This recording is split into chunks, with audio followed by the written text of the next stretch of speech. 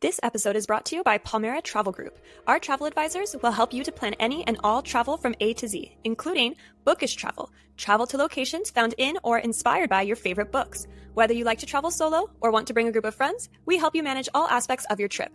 Ready to plan your next bookish adventure? Contact Palmera Travel today at www.palmeratravel.com. That's www.palmeratravel.com. Or on Instagram at Palmera Travel, Palmhera Travel. Palmera Travel. We plan, you travel.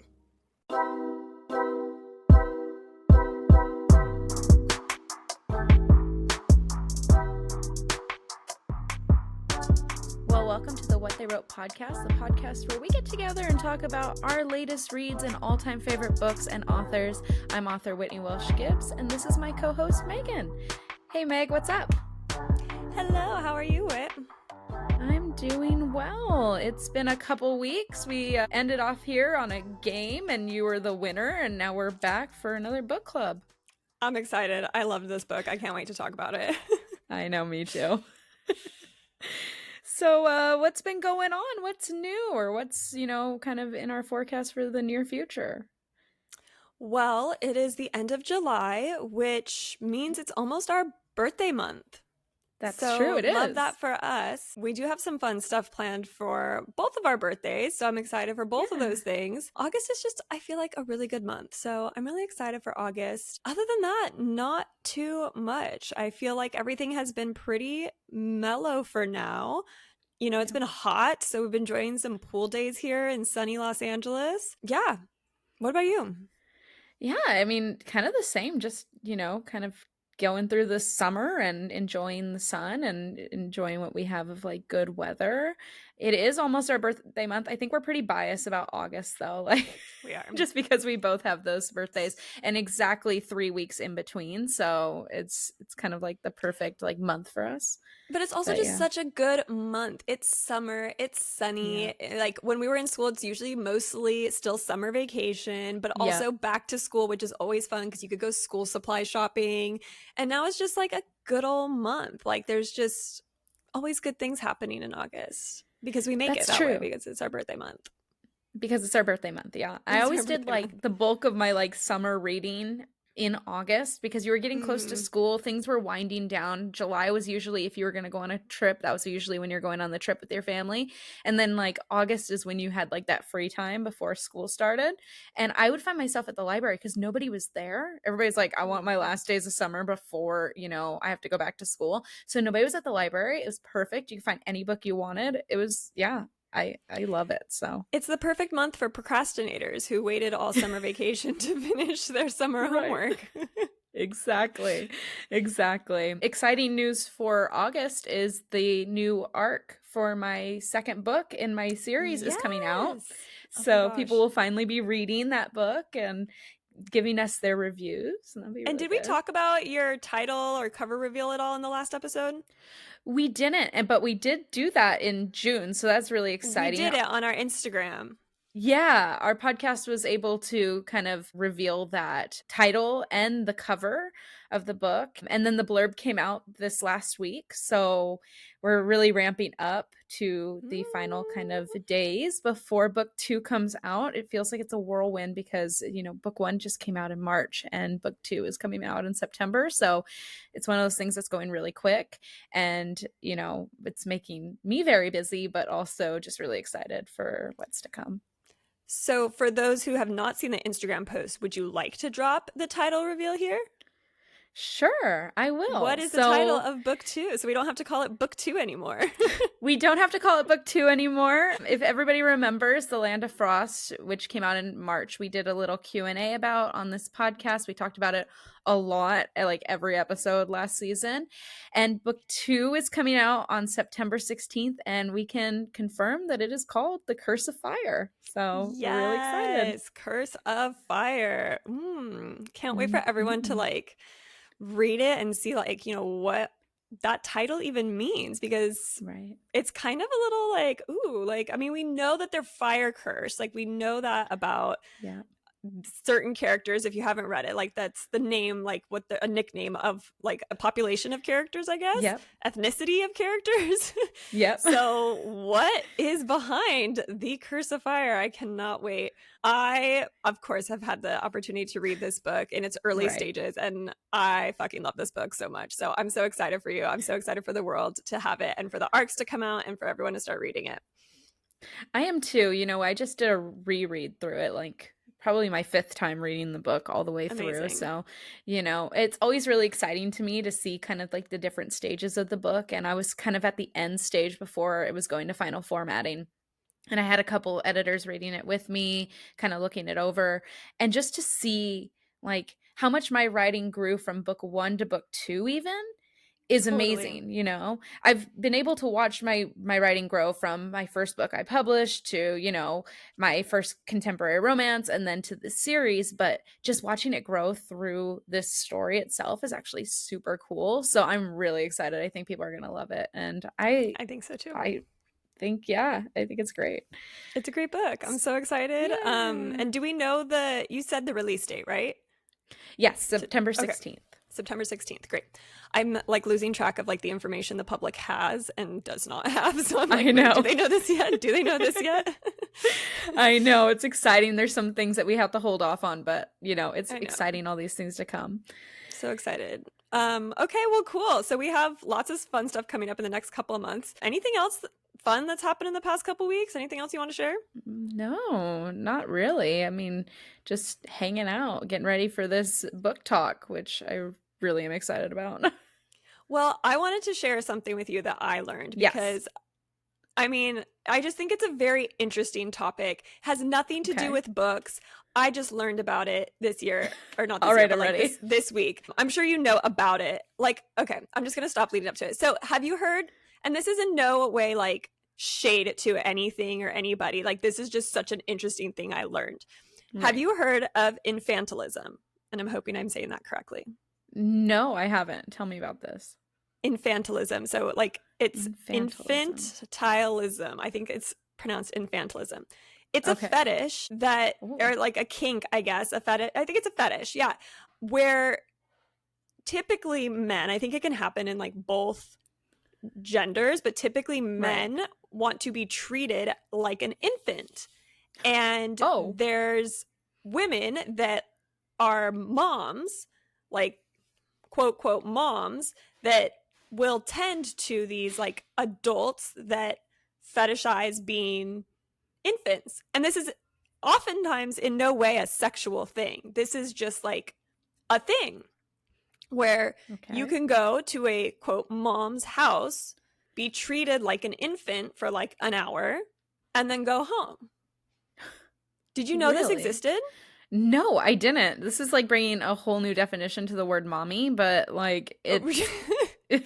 No, I think this is so fascinating. Like, okay, so I knew that this kind of existed because in a CSI episode forever ago, they had like, the episode was about a man who dressed like a baby, acted like a baby, but they had like a romantic relationship with like the girlfriend or whatever. Right. So I knew that this like existed, but I didn't realize it was as popular as it is. Like apparently there's like conventions and like there's like a whole career out of being a quote mom. And like these women like will just like, it's kind of like being a therapist or something like that, where they just come to your house all day. You charge them for the hour, whatever you're going to charge them. And you just like, you change these full grown men's diapers, you feed them baby food, you talk to them like a baby. And that's like a whole career. Did you know this?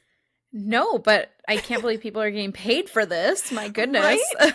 This goes back to like things I wish they told us we could do in high school to make money, because I think pushing us into the 4-year university system to major in English, history, and psychology to like not be able to get a job is just wild. When they could have told us we could have been like psychics charging $150 an hour, like palm readers. Like apparently that's a skill you can also learn. Like there are people that are more like in tune to it, but you can actually teach yourself and practice how to be like some sort of like psychic or something like that. So I just would like to put a message out there to all of the high school counselors that maybe we should be teaching everybody all the ways we can make income when we grow up, because this 9 to 5 thing is just so rude.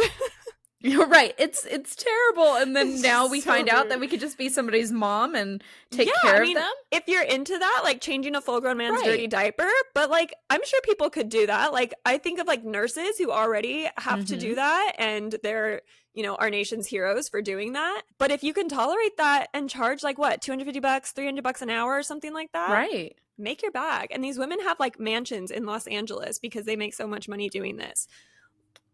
Well, you know what? Mind I don't blown. judge anybody, and No, that's not at all. That's an incredible like way to make money, and if that's your thing, absolutely. I don't know if I could change a man's diapers, but you know Probably what? not. I've probably done worse and didn't get paid for it. So, you know, that get your bag, honestly. That's honestly. interesting. It's the most That's a fascinating new thing I've thing. learned in a while, and I really wanted to share it with you.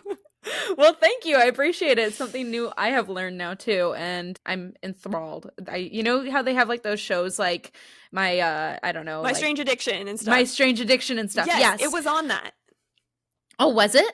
Yeah. Oh my apparently it gosh. was I on need My to go Strange watch Addiction. this. I know, Okay, and there's I need to watch documentaries this. out there as well. So like the girl who was telling me about this, I was like, okay, I want to watch these documentaries because this is just so interesting that people can make. And like, how do you know you're into that? Like, Right. That was one of my big questions. Like, how do you know? Because it's not a sexual thing all the time. Right. So it's like, how do you just know you're into eating baby food and wearing a diaper? Like, what prompted you? What made you experiment with that? Like, I just have so many questions. And I just think it's so interesting. I think fetishes in themselves, sexual or non-sexual, are just so interesting. Right. And I'm really nosy and I want to know about it all. Sounds like something we're gonna have to watch and catch up on and like report later about what we found out. So yeah, right. We'll let you guys know next time. Well, that's interesting. That was Megan's new news. She found a new word and a new interesting topic. Because we have a platform, why not use it? Why not use it? You know, we're telling the people what they want to know, even though they did not know they wanted to know this. So, they didn't know, you know, I didn't know. Maybe they didn't want to know it, but you know what? Freedom of speech. Yeah, exactly. So let's move on to book news, as you know, we should be talking about book news. I know, unfortunately. So there is one piece of news that we're going to talk about, and one piece of news only. And I know it's because everybody wants us to talk about it. I think we'd probably get hate mail if we didn't. So let's do it. Hate mail. All kinds of hate mail. We're already getting hate mail probably on this one for some reasons, but yeah. Biggest news in the book world right now is Sarah J. Maas dropped a big, reveal, a big update on her social media last week. ACOTAR 6 drafts done. Drafts. DRAFTS. Possibly ACOTAR 6 through 8. Yeah. To be determined. Everyone's kind of arguing of what the front of that journal said, but I think it's at ACOTAR 6 through 8 drafts. It did. It did say drafts done, not draft is done, drafts done. Done. And it did look like a 6 through 8 on the front, so I think you absolutely probably have something there with that. Something is going on that is not exactly what she says. It's taken her a long time to get this draft done if it's only one draft, so first of all, it better be great. Second of all, maybe it's 1,000 pages. Who knows? But whatever it is, we're getting something. It makes sense if it's 3 drafts, because we've been waiting what feels like an eternity. Right. And we're like, how long does it take you to write a damn book? Right. Like George R. R. Martin. I mean, Sarah J. Maas. But if it was because she's trying to write like all 3 at once, or like maybe, that's just kind of like where she wants to do it, like, okay, I want to get all of like the rest of the ACOTAR thing out so we could go back to like Crescent City and what, like, she's got 3 worlds kind of in her head, probably maybe more too. She might have some other stuff in the works, but this makes a lot of sense to me if we're getting 3 drafts at a time. I obviously don't think we're getting 3 books at a time. She's going to stagger them out, but this does make sense to me. If she's been taking this long to write one book, we need to talk. But if it's 3 books, okay, sister, like, we're good. We're okay with that. We're completely okay with 3 books, and that's super exciting. It's funny. It's like she heard us, though. Last time when we were talking about it, we said there was that drop of how she signed with ING, I think, for Mm-hmm. merchandising. And we said, do you think, I think you brought it up. You said, do you think that this is like to feed us because we're not getting a book for a long time? And I said, yeah, I think it absolutely is. So she probably heard us and was like, you know what? These bitches are calling me out. Might as well put something Yeah, out. So because Sarah J. Maas listened to our podcast for sure. yeah, She absolutely. 100% heard our teeny tiny podcast that nobody listens to. Yeah. But yeah, imagine maybe somebody just like sent it to her. Did we snippet that? Did we clip I that? did. Yeah. Okay, maybe I somebody did. like sent it to her or something, and she's like, "Damn." She's like, they're calling me out. It's been too long. But in all cases, whatever it was, we are super happy. We're super excited. But I do have to burst your bubble a little bit because we said something on this podcast that we have to live up to now. We Uh-oh. said that when we got a release date for ACOTAR 6, that Oh we no. would read through Crescent City. So we're going to have to put out something on our social media that says convince us to reread, convince us to try again. And then the listeners, the followers are going to have to convince us because I don't know if I really want to pick up Crescent City again, but I am true to my word. And, if that's what we got to do, that's what we got to do. So get ready. Crescent Damn, why'd you City, gotta here we do come. that? Nobody remembered that. We could have totally slid by. Yeah, we Everybody did say remember that. that. I think I said that in a group chat originally with one of our buddy reading book chats, and they were like, "Oh, you got to read Crescent City," and I'm like, "Okay, yeah." When ACOTAR 6 release date is dropped, then I'll read Crescent City. Yeah. Fuck. So Okay. Well, yes, we don't have a release date yet, but you know what's also hard is I will want to reread all of ACOTAR before ACOTAR 6 drops. yes. So I hope we get like a good amount of time so I can read Crescent City and ACOTAR before ACOTAR 6 drops. So don't just like surprise drop on us, SJM. Give us like a No. minute. We need Please. time. We really need time. So, yeah, unfortunately, that is the unfortunate downside of this, but everything else is great. We're really excited. We're hoping to see how this world expands. I know that it won't Definitely. be Feyre and Rhysand focused because she said that their story is Yeah. kind of complete, but we'll see who it does focus on. I have some ideas, but I'm Yeah, going the to hold world them does back. have some ideas. We will see. Yeah. Yep. So, before we go into our discussion of our book from this month, I wanted to talk about one more thing. And this was one thing that we kind of put up on our social media before our podcast recording. And we wanted input from our followers and our listeners. And I'm going to ask Megan before we go to the input, because we did get some input. But before we did, I'm going to ask her the question that we asked our followers. Megan, what is one book you completely regret reading and why? Okay. So this answer is twofold to me. One, I don't believe in regretting reading anything. And I really tried to think. I mean, there are also books I DNF'd that I feel like could, but like to me, I was like, I wanted to finish the book and also be like, I did not need to read that. And so everyone's gonna come cancel me. This is the end of it for my booked reputation. Sure. The closest I've come to regretting reading a book was Kingdom of Ash by Sarah J. Maas, which is so hard because I fucking love this girl and all the work she puts out. I love ACOTAR to death. I even loved a lot of the Throne of Glass series, but Kingdom of Ash pissed me off so bad. You actually had to push me through reading that book. I was like, I'm gonna DNF it. I remember. I'm gonna DNF it. And you're like, Megan, we can't get to the 8th book in a series and DNF it. Like, you have to finish it at this point. I'm like, I don't want to do it. I don't want to. It was so painful for me to have to read that book, and the payoff was not worth it to me. I did not like how the whole thing ended. There were parts of it that were nice, but I just thought it was so unsatisfying, and it so pissed me off that I had to read that 1,000-page book. What was it? That's what makes it worse, I think, is because it's like 1,000 pages. It was huge. It's huge. Yeah. And I had to push myself to read that, force myself to read 1,000 pages for a payoff that I personally did not like. But I know the entire world disagrees with me, so I will take it. And I think that's the thing about it is Kingdom of Ash.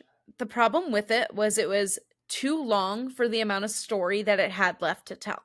It was like, I felt like I was just kind of like sitting and waiting for the story to kind of like ramp up and end in that book. And I think that's why we had to push ourselves through, because I was sitting here pushing you through, but also I was mentally pushing myself Pushing through too, yourself. saying like, there's 1,000 pages. Am I really going to get through this? We did. But I do think that there was just maybe too many pages. We got to the 8th book. We've told so much story. We don't need this much, you know, especially since it didn't like really have too much to go in the story. There wasn't too much left. So, agreed. You know, the world's going to say you're wrong. However, your points are valid. And even though you don't truly regret picking it up, I can understand why you would choose that book. And also, like, you're going to give us 1,000 pages, but you're not going to tell us what Lorcan did. Exactly. Like, that was what I was waiting for. Like I would have taken 1,000 pages of what Lorcan did. Yeah. Like, tell me it all. Yeah. Was that even in that book, or was that one of the earlier books? I think that was in that book. I think it was. Regardless, it's the same point. Yeah. Like, you're going to write 1,000 pages, but you're not going to tell us what Lorcan did. Girl. Yeah. Come on. Like, give us something. None of the books had anything in it. We were closed door, everything. Give us a little bit of something. We needed a little bit. I know, especially piggybacking off of ACOTAR, where we just got the best smutty scenes. Like, they were just so good. The Court of Silver Flames, like, we did that and then went straight into Tog. Throne of Glass. Yeah. Oh my gosh. Yeah. Well, what book do you regret reading? Okay. I might also get canceled for this because of the author of this book, and I will explain myself when I say it, but the book was called When Breath Becomes Air, and it was written by this guy named Paul Callanthini. I think that's how you say his name. But anyways, the reason why I regret it, and I'm going to spoil here, so if you haven't read this book, it is a biography of this neurosurgeon, and it's called When Breath Becomes Air. It is a very well-known, very highly rated book. It is a fantastic book, but he was writing it and he died before he finished the book. Oh, I've heard of this. And it crushed me. I didn't expect that he was going to die before the biography that he wrote about himself was finished. But also, like, it was his whole journey and, like, his successes and his failures, and you were, like, really rooting for him, and he gets cancer. And you're like, okay, so this must have gone well because he wrote this book. And he dies, and his wife finishes the book. I was gonna say, didn't his wife finish it or something? She did, and it was too much for me. I think that it was just too. It was too heavy hitting. I really do love a good biography. I love emotionally driven stories. So, I was prepared for some emotion because I knew that he was like got sick. I knew that part of the story, but I was not prepared for that much emotion. And so I just wish I hadn't read it because it just made me so sad. And I think about it every day.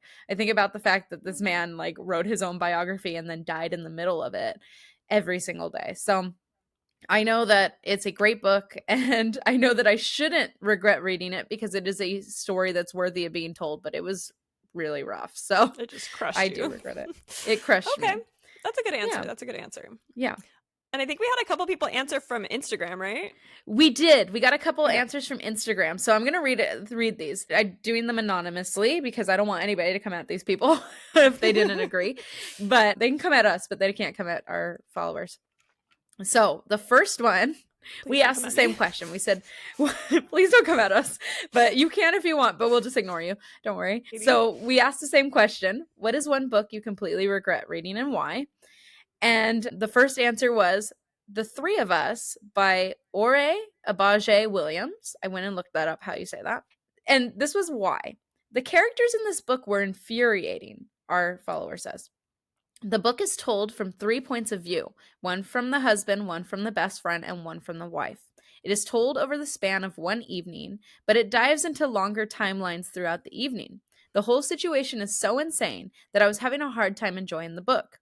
That could have been the entire point, but I've never read anything more infuriating in my life. Valid. You know, when you get into like a book that probably has a point in trying to make you feel a certain way, but you're like, I don't want to feel this way. I get it. Like you kind of want to just put down the book. I read Silver Linings Playbook a few years ago, and the main character was so infuriating because it reminded me of my sister so much that I wanted to throw the book away. And you are supposed to feel infuriated by that person, but it was just like a lot of emotion in that, and like a lot of like too much infuriation, and you're like, I just can't even get through this. So valid. The three of Very us valid. maybe not pick it up. Now we had one other person that gave us their hot take, and it's not as in depth, but I also appreciate it. This person said, educated by Tara Westover. And short and sweet, they said, I am dumber for having read it. Well, I want to know why. So apparently this is a memoir about a young woman who kept out of school, leaves her survivalist family, and goes on to earn a PhD. Oh, what could be okay. Okay, so this is born. Okay, I'm just gonna read the little blurb because I want to know. Born to survivalist. What does that mean? What's a survivalist? Those are the people that try to like live out in like the wilderness and stuff and survive. Okay. Yeah. Born to a survivalist in the mountains of Idaho, Tara Westover was 17 the first time she set foot in a classroom. Wow. Her family was so isolated from mainstream society that there was no one to ensure the children received an education and no one to intervene when one of Tara's older brothers became violent. When another brother got himself into college, Tara decided to try a new kind of life. Her quest for knowledge transformed her, taking her over oceans and across continents to Harvard and to Cambridge University. Only then would she wonder if she'd traveled too far, if there was still a way home. Interesting. Oh, maybe she went back to like the survivalist life or something. Oh, interesting. Okay, well, see, now I want to like read these books that people regretted reading. I know. I'm like, I want to know why. They're going on our list now. Through it. All right, maybe that's a toxic trait of ours. I know, right? We want to see the things that will destroy us and make us regret things. Well, okay, I love those answers. That was a fun question. So thank you, those of you who inputted your answers.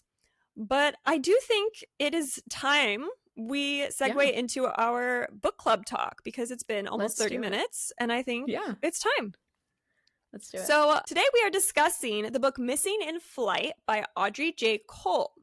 Audrey J. Cole is a USA Today bestselling thriller author, and her books have been translated into multiple languages. She resides in the Pacific Northwest with her 2 children, and before writing full-time, she worked as a neonatal ICU nurse for 11 years, and she's also a pilot's daughter. That pilot's daughter is very interesting. It makes a lot of sense after reading this book because she does clearly have a lot of like insight on pilot and being in flights and stuff like that. So I thought that was very interesting. We picked this book pretty much because I think I mentioned I was craving a thriller, like an easy breezy, like because we had just done a lot of like fantasy books, world building books, and I was like, I just need like something easy to like just like keep going through. I don't want to think that hard. Right. And this was also she's a bestseller for multiple thrillers, and it was on Kindle Unlimited, so worked. Right. That's how we picked it. Yeah. And we picked it when we were on our trip to Mexico. We needed something easy. We were like, okay, we've done a lot of romantasy. Let's do something new. So yeah, let's talk about it though. Before we do, we did not do this last time, and we apologize for anybody who got any spoilers. You know what you're getting into, but we'll apologize just this once. So before we do, we are going to cover our butts and say that we are discussing books on this book club episode. We are discussing Missing in Flight by Audrey J. Cole. And if you've not read that, there will be spoilers in this episode, a lot of them. So if you're not cool with that, maybe go read the book and then come back and listen to the rest. And we hope you enjoyed our discussion before, but just fair warning to you.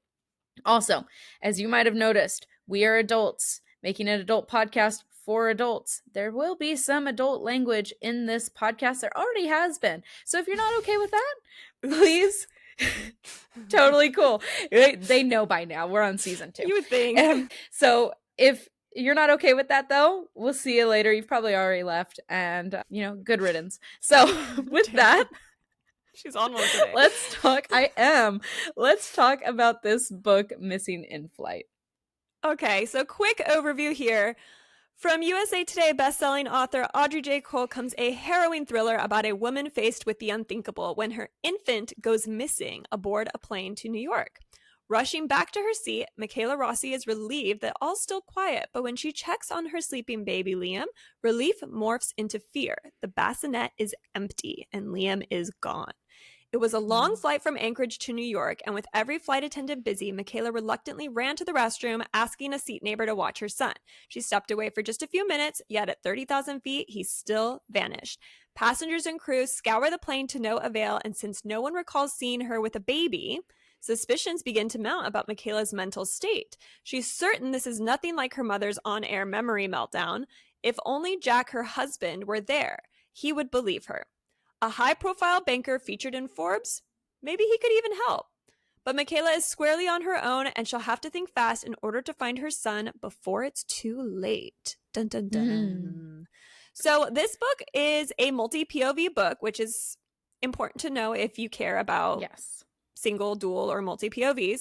We follow 4 different POVs. We follow Michaela, who's the main character, the mom of the missing son.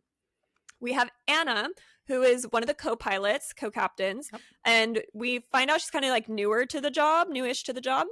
And we have Jack, who is Michaela's husband on land. He's not on the plane with her. And we have Tina, who's one of the FBI agents investigating Michaela and her family and trying to help in the search for the son on the plane. She's also on land. Yeah. So take it away. Yeah. So first, we should say that we didn't know this was dual POV. So we actually picked it because not dual, but multi POV. We picked it because we thought it was single POV. But I'm actually glad we got the different sides of the story, because there was a lot of key points that if you were just going through Michaela's story with Michaela, you wouldn't get. So let's break down those key points, because there's quite a bit to this story, and we've kind of broken it down to what we think is the most important to know. So Michaela Rossi, our main character, is a photographer, and her husband Jack works as a financier, managing multi-million-dollar financial profiles for several high-profile clients. Michaela is flying home to Tribeca from her father's home in Anchorage with her 3-month-old son, Liam. Jack is back home in Tribeca. The flight is a red-eye flight and not full. During the flight, she goes to the bathroom, leaving Liam asleep in the bulkhead bassinet. But when she returns, her son is gone and a pillow is in the bassinet instead. She alerts the crew, and they begin to search the entire plane and passengers to no avail. No one on the plane even remembers seeing Liam on the plane itself. Michaela becomes hysterical and frantic, trying to find her son, which, valid. So at this point, did you think Liam was real? No.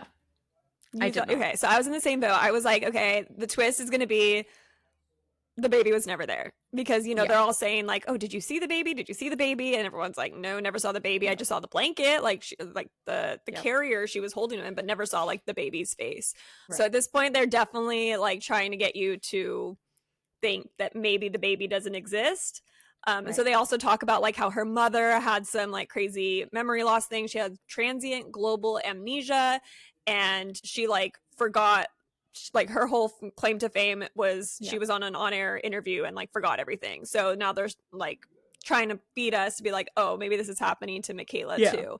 So yeah, at this point I totally thought the baby was not real, which is kind of crazy even then, because like, how do you like get that far with like not a baby, because I was like, what is she just carrying around like a thing of blankets in like her carrier?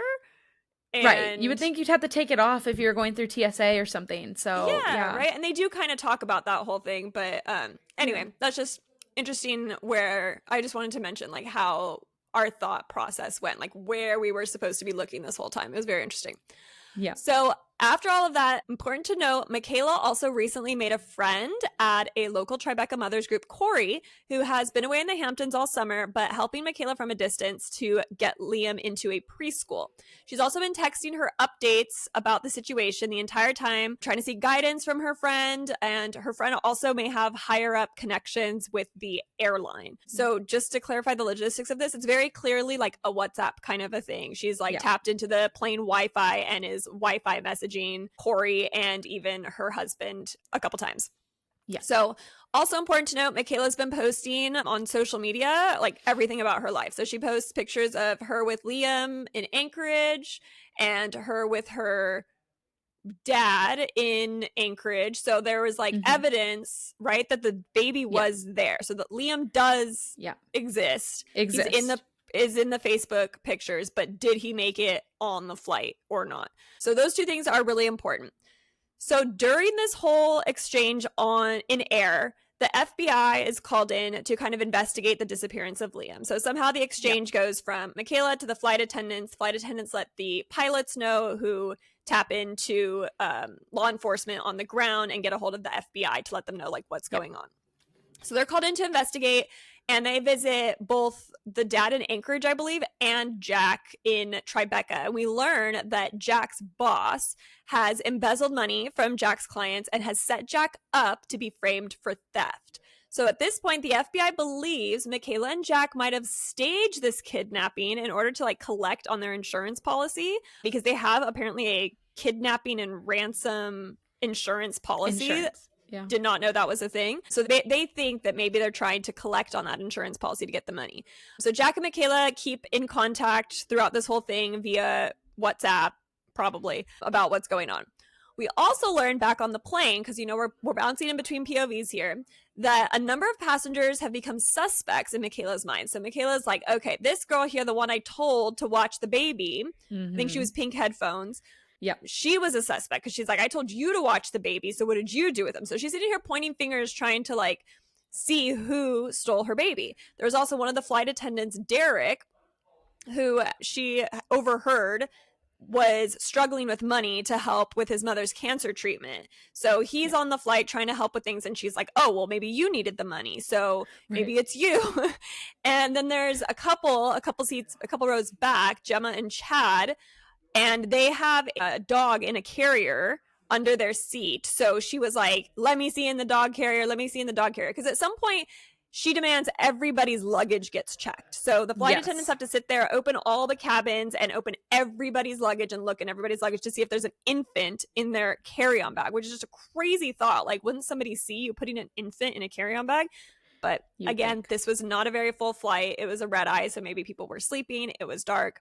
But there was a little tension because the couple was like, no, you don't don't wake my dog up. He's like super aggressive and we just got him to sleep. So there was a little bit of pushback on trying to get to a view inside this dog carrier. And I got confused at this point because you're kind of jumping back and forth since you're in Michaela's POV. You get like when she's demanding that they are checking everything. But then I get confused at who's been checked or not when I was reading this. I was really not sure if I was losing my mind with Michaela or what, because the flight attendants are saying, we've checked every bag, we've checked every person, we've already done this, and you're still not satisfied. And you're thinking like, but did they? I don't remember. I think they said that. Maybe they didn't, you know. I think they checked the dog carrier. I thought they said that, but I'm not sure. And so you're kind of getting confused here. You're kind of feeling what Michaela feels because, you know, she's not really sure if she saw them check everybody, but they're telling her that they have. So it gets a little bit confusing here. You're not sure what's going on. You have this unreliable narrator, which makes for a good story, but it also leaves a lot of mystery to it, which is the point. So I was really enthralled by the mystery here of like, oh, have they checked this dog carrier? And Michaela's just like losing her mind, is, you know, I was like going back saying like, oh, did I read that and just skim it? Because sometimes I do that and, you know, I don't remember it. So it does you kind of get the sense that you are in the same shoes as she is, which is really good. Totally. You're starting to share the paranoia 100%. Yeah. And you're like, where's this baby? Is this baby actually here? And I'm still at this point, I was wondering where that baby could be. Yeah. I'm like, I still don't think the baby, like, for some reason, I knew the baby was like, I was like, in my gut, I was like, this baby's not on the plane, but how she left a baby not on the plane, I couldn't figure out. So, yeah. So, back on land, we get a POV from one of the FBI agents investigating and looking into Michaela and her family. We also get a bit of Jack's POV, which builds up to Jack being surprised by one of the criminals involved with Liam's kidnapping. This guy had been hiding in the apartment the whole time and holds Jack at gunpoint, asking for an immediate transaction of millions of dollars to be wired to some bank accounts in exchange for the safe return of his son. So, bingo, the kid has been kidnapped. We know that. We know that much. Right as the transfer is done, the assailant was about to send a notice to release the child, and they were interrupted by one of the FBI agents who breaks down the door and shoots the assailant dead before the memo gets through. The safe return of his son is no longer guaranteed. Intrigue. This is where the story really changed for me, and I went, okay, something serious is happening. That baby was on the plane. Where the hell is the baby? So crazy. It gets crazy at this point. This is like this, I don't know, 60%, 70% way through the book, and it just gets nuts from there on out. So let's talk about it. It is not until the suspicious dog parents, Gemma and Chad, are found to be missing themselves that we find that Michaela has not lost her mind at all, and that her suspicions of the couple were right all along. They had drilled a hole in the bathroom wall and jumped from the plane and into the storm. By the way, the plane is going through a storm at this moment. If there isn't something, crazy enough happening on board, they are actually flying through a pretty bad storm over the Midwest, and like almost like the storm goes from like the Midwest, like Wisconsin, I think, all the way to New York. So it's like this massive storm, and this couple drills a hole in the side of the bathroom on the plane and jumps out into the storm, leaving Michaela and the other passengers not only frightened, but also in danger of a crash landing in their now damaged plane. Megan, you had a note here. Tell us. So, let's just talk about, let's break down logistics here a little bit. So, this couple apparently in their carry-on bags had packed parachutes. And at some point, Michaela figures that out and is like, hey, when you checked their bags, did you see parachutes in it? And I think they were like, oh, we just saw like backpacks in there and stuff. Well, those were apparently parachutes. So at some point, based on what we know in this story at this point, this couple, this is the couple with the dog carrier. So this couple goes and kidnaps the baby, puts it in the dog carrier, somehow also drugs the baby at some point so it doesn't cry. Sneaks into the bathroom together. I want you guys to think about this for a second, because I don't even know how you fit two fucking people in those airplane bathrooms. not a chance. Sure, we'll buy it. I don't remember what they worded it as, but they somehow had smuggled in like a razor blade or something, like one of those electric razor blades or something like that, or something disguised as an electric razor, but it was actually like a mini saw, like a little something. And they sneak into the bathroom. Not only the two people, but a dog carrier with an infant in it are all fitting in this little bathroom. And they have somehow, with some TSA-proof fucking saw thing, have started to drill a hole in the bathroom wall. I will amend that statement. Okay. The carrier was still under the seat with a fake dog in it. Right. So they had to grab the baby and take the baby into the bathroom with them. And which nobody is even sees it. Crazier because nobody sees them taking that fucking infant into the bathroom. So now you have two adults and an infant, drugged infant, in one of these little bathrooms, and they have also smuggled in through TSA some sort of mini saw that was disguised as a shaver. Razor. Yeah. Okay. Now you're gonna tell me that let's just say that this little 2-3 inch maybe max saw is drilling a hole through multiple layers, because it's not like bathroom wall air. Like, you have to get through the bathroom wall, probably some other layers of shit of wall and stuff before you get through the steel exterior of an airplane. I know. Drilled a hole big enough to put yourself and an infant through. So two adults and an infant have to get through this hole, all without the crew realizing that there is a saw happening, and jumping out with a backpack with a parachute with an infant. One of them has an infant in your hand, jumping out into a storm and landing on the ground. I'm sorry, I loved this story, but what the fuck? There's no fucking way this is even kind of possible, because at that point, let's just say that happened. I don't know a lot about physics and airplane physics, but you can't tell me that plane can still fly and function once that hole is drilled. No. Yeah. There's just no effing way. So even the flight attendant breaks in and tries to stop one of the assailants, and he gets sucked out. So now one of the flight attendants, Derek, our homeboy here, he gets sucked out of the freaking hole.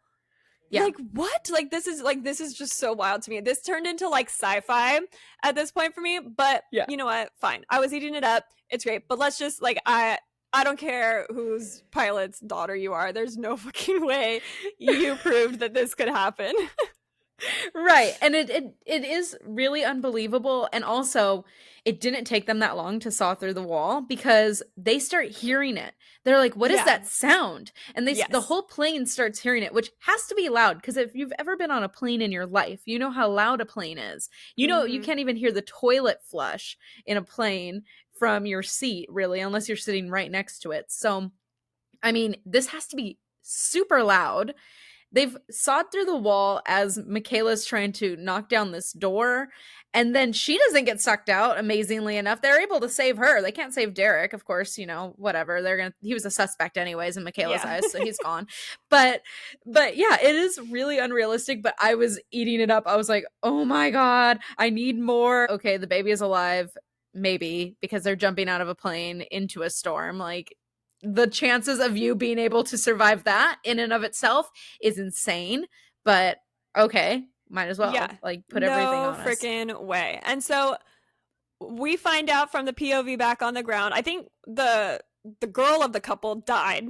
She got like stuck in a tree or some shit. So the husband or whoever, the guy had the baby and made it onto ground, got into some escape vehicle, some getaway car, and gets interrupted by the FBI. So the FBI finds them, stops them, find the baby alive but drugged in the backseat of the car. The dad gets there, gets the baby, and then the plane barely lands in that storm. Like, they almost all die on the plane, but again, somehow they all survive. And everything's happy. They get the baby back, but they do find out, funny enough, that the friend Corey that Michaela had been texting the whole time was not Corey, but the girl of the couple.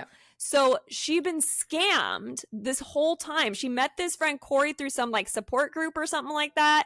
And actually, we find out she never had met Corey in person. They've only been like pen pals, like texting and Facebook friends or whatever. And Corey, quote, figured out like how to stalk her from all of her Facebook posts. So they stalked her and her husband to find a way to kidnap the baby so they could either one, frame him for embezzlement or whatever, and also get him to wire money, so to steal money. So this whole thing was like this super elaborate, thought out scheme. And Michaela was sitting there giving Corey all the information the whole time, thinking it was this girl. So I just think that's important to bring up because I think that's a very serious topic of safety on the internet. You should not be giving, which you would think it's 2025, we know this by now, but you should not be giving virtual strangers detailed information about yourself. And also, like, it's important to, like, be careful about what you post on the internet, especially if you're the husband of a very wealthy financial manager who was just featured on the cover of Forbes. Maybe we shouldn't be posting pictures of your baby and you in real time. You know, like a lot of high profile people, they'll like mass post things after they've already left. So people don't like stalk them and shit like that. Like, so maybe Michaela needs a little like social media safety lesson. Like, this is like wild. It is wild. And I thought about it a lot because, one, it's terrifying that somebody could basically virtually stalk you like that. It's one of the scariest things about the internet to me, and why you probably shouldn't be putting minors on the internet, period, because, you know, they don't have control over that, especially a 3-month-old baby, and a lot of bad things could happen. But also that Michaela did not make sure that she knew this woman. Like, she just took this woman's word for it, because after she went to this Tribeca like park day for Tribeca moms, she got this message from this person, Corey, saying, "Oh, we met at the park day and stuff." I'm sorry, I'm checking this before I even say another word, because there's no way I want to be in a situation where, you know, somebody's messaging me and they never met me. And, you know, that is wild, but it does happen. Things like that do happen. So the seriousness of that, I think, was probably like one of the more serious topics in this book is like Mm-hmm. how easily somebody could get a hold of you on the internet and how easily you can trust people on the internet. And it is a cautionary tale. So it might be absolutely insane and like unrealistic in lots of parts, but that was a scarier part of this thrilling story. So It really yeah. was. It was one of those real moments. Like there's a lot of things that are like wild and like a little unrealistic in this story, but that one is totally fucking real. Like Yeah. and I mean, you know this. You studied like cyber intelligence or something like that. Yep. Like and you've seen how this can like literally happen. You can find out so much information about a person, Yep. and if you're even if you're not in a high profile, especially if you just have like a minor, a child, anybody who's like life is worth protecting, like we have to be careful about like Yeah. posting exactly where we are and for how long. That's also how people get their houses robbed. They post, oh, we're going to be in Italy for a week, and people find out where they live and go rob them. Like we just Yep. have to be so much more careful on the internet nowadays. We do. It's a dangerous place. It is a great place for information. It's a great place to, expand our world and make it, a little bit more accessible. But yeah, it is very dangerous. So, in saying that, and in talking about this story, Megan, tell me, who was your favorite character? Did you have one? Did you hate them all? What was going on when you were reading it? I don't know if I had a favorite character. I don't feel like I cared enough to be like, oh Right. yeah, that's my favorite character. I don't know. But I did have a favorite POV, or a couple favorite POVs. My favorite POVs were the co-pilot Anna and the FBI agent Tina. I just felt like they were such interesting POVs. Like I've never been in the mind of a pilot or a co-pilot flying a plane. And I have to believe that what we learned in that POV is pretty accurate considering the author was a pilot's daughter. So she probably Yeah. asked, like, hey, what would realistically happen in this? But just like little things I learned that they're like, that are real, like I'm sure. So when they're trying to fly the plane, they mentioned like we're not allowed to talk about personal things in like the last 10 Mm, minutes of a flight or something like that. Like it's against the law. So like something like it's just so strict and so regulated. Like when you're flying a plane, like all personal talk goes out the window when you're starting to right. land it. I just thought that was like so interesting and so insightful. So I really liked that one. Same with the FBI agent. I just kind of liked being in the like law enforcement's point of view and kind of like putting it together as an investigator. Like I just thought that both of those POVs were really interesting. What about you? I kind of agree. So I did not have a character I really kind of like chose was like my favorite character I really connected with. I did like her husband's POV because it was something different from what she was saying. So you got kind of like a whole different kind of like understanding of their life and like what was going on. It wasn't just like, oh, great life and I'm, visiting my dad in Alaska and blah blah blah blah. But it was there was a lot of tension there. So I kind of enjoyed that. But I did love the FBI agent's POV, Tina's POV, because I felt like I was an FBI agent this whole time reading this book. I felt like I was putting the pieces together and trying to figure it out. And she's the one that's really trying to figure it out. She has a partner with her that kind of does like the heavy lifting in this situation because he's actually the FBI agent. She's more of like an analyst. And so you get kind of like the analytical mind of her in that. And you're really breaking down things and kind of see where she's going with it and what she's thinking and how she's pulling the information together. And like even when it goes the wrong way, like her research and stuff takes her like in the wrong direction, they do a good job so that it's believable and you're like, oh yeah, I can see Yeah. where she's coming from there. And so I really enjoyed that. I thought that was really cool because I liked the mystery of the story and because we were reading it for that mystery, for the thriller aspect of it. Yeah, I really liked Tina. In saying that, did you have a favorite scene or chapter or something that happened? A lot happened, so. I would say any of the scenes in the flight deck when it's the pilots kind of talking and trying to navigate the situation. They don't know everything that's going on in the flight attendant side. They don't know everything that's going on the ground, but there's still that like line of communication between the two parties. Yeah. So I just really liked any of those scenes that kind of talked about that, especially the scene where they're trying to land the plane. What about you?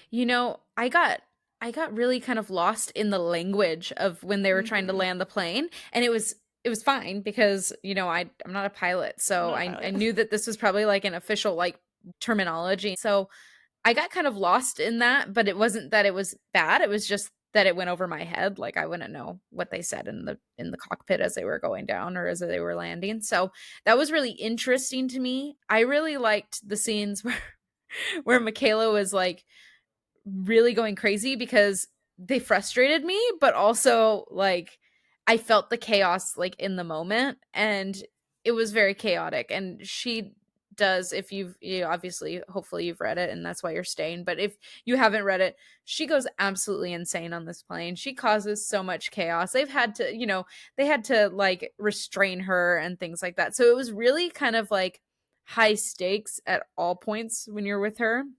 And so I enjoyed that. I really enjoyed when they restrained her and they were like, no, stay in your seat now. And she's like, I just want out. Just let me out. No.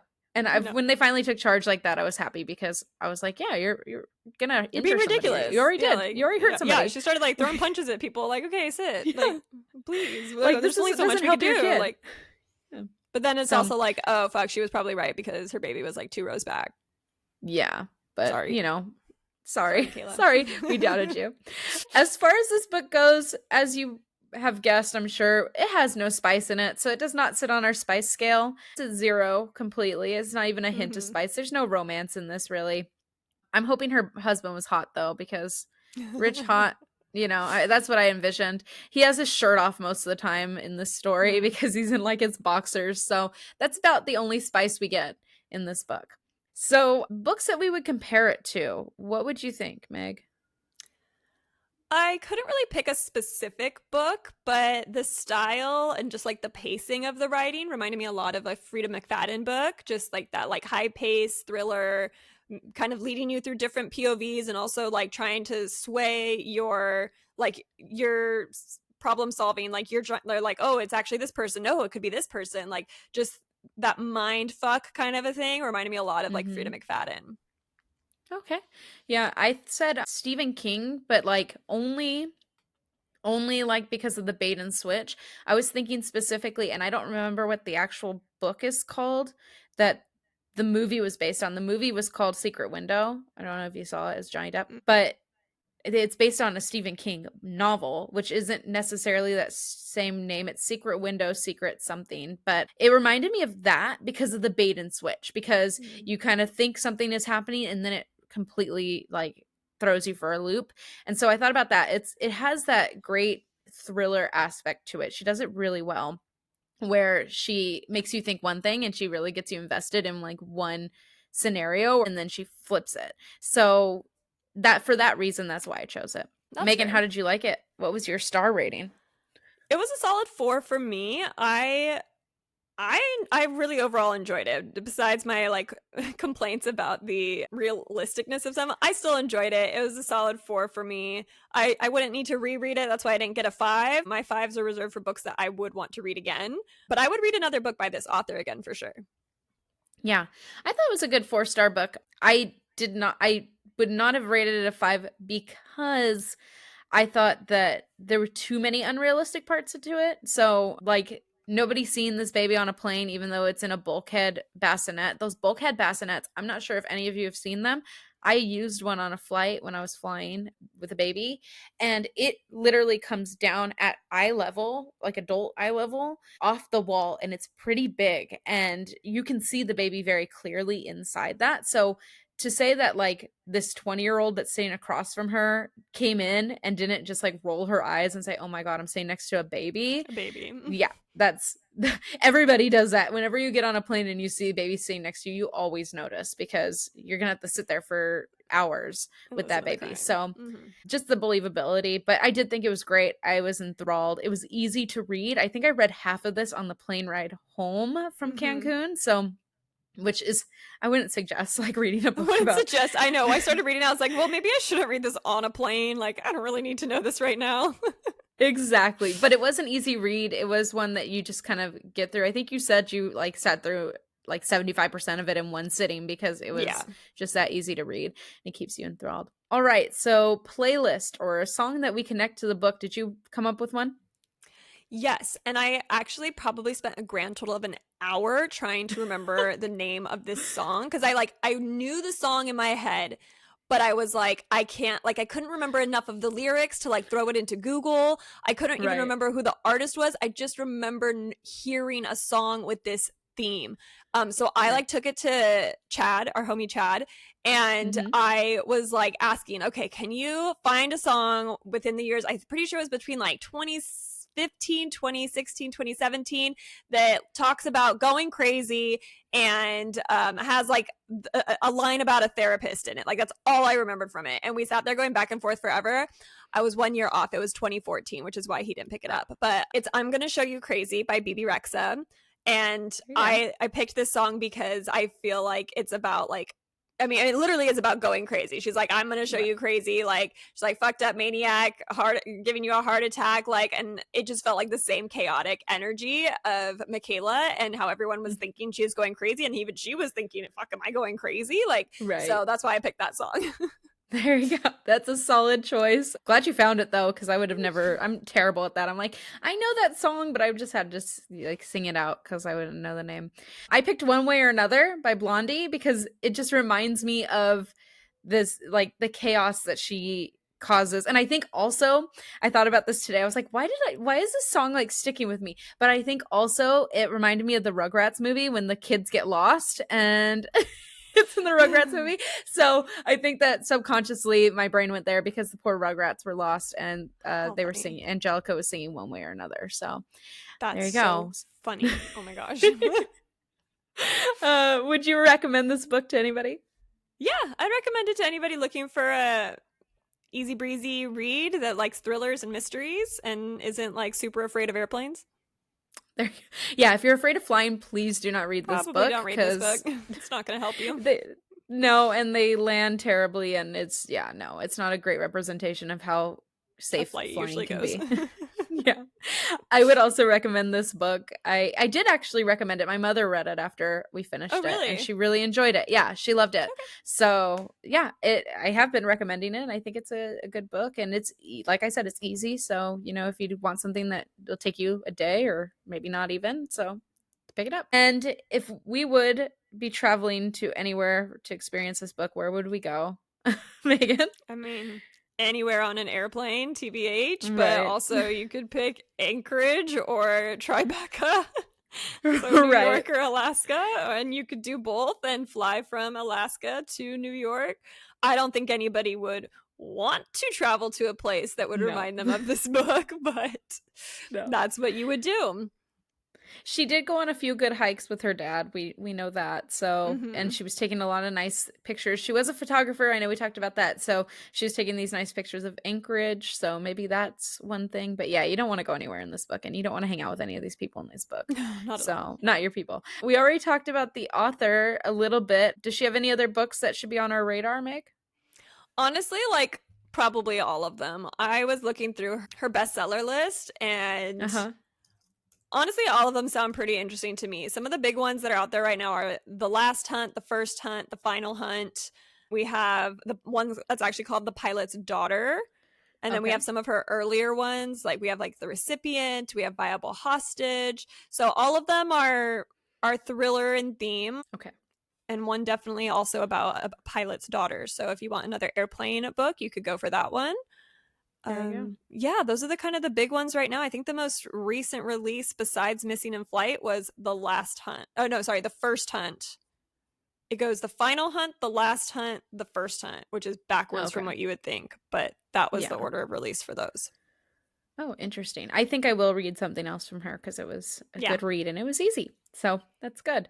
Well, that's Missing in Flight. Yeah, I think unless we have anything else we want to talk about, we can wrap this baby up. I think so. Let's do it. All right. That, friends, is What They Wrote. Thanks so much for tuning in to today's episode of the What They Wrote podcast. We hope you enjoyed hearing about Missing in Flight by Audrey J. Cole. If you like this episode, please take a minute to leave us a 5-star rating so others can find us. Our next episode will drop on August 4th, which will be a mid-month episode discussing book news, updates, and maybe we'll play another fun game. And then our next book club episode of the season will be August 18th, talking about the book In 5 Years by Rebecca Searle. So be sure to subscribe so you don't miss it. You can find us on Spotify, Apple Podcasts, YouTube, or wherever you get your podcasts. And until next time, happy reading. Bye. Bye. This episode was brought to you by Palmera Travel Group. Our travel advisors will help you to plan any and all travel from A to Z, including bookish travel. Travel to locations found in or inspired by your favorite books. Whether you like to travel solo or want to bring a group of friends, we help you manage all aspects of your trip. Ready to plan your next bookish adventure?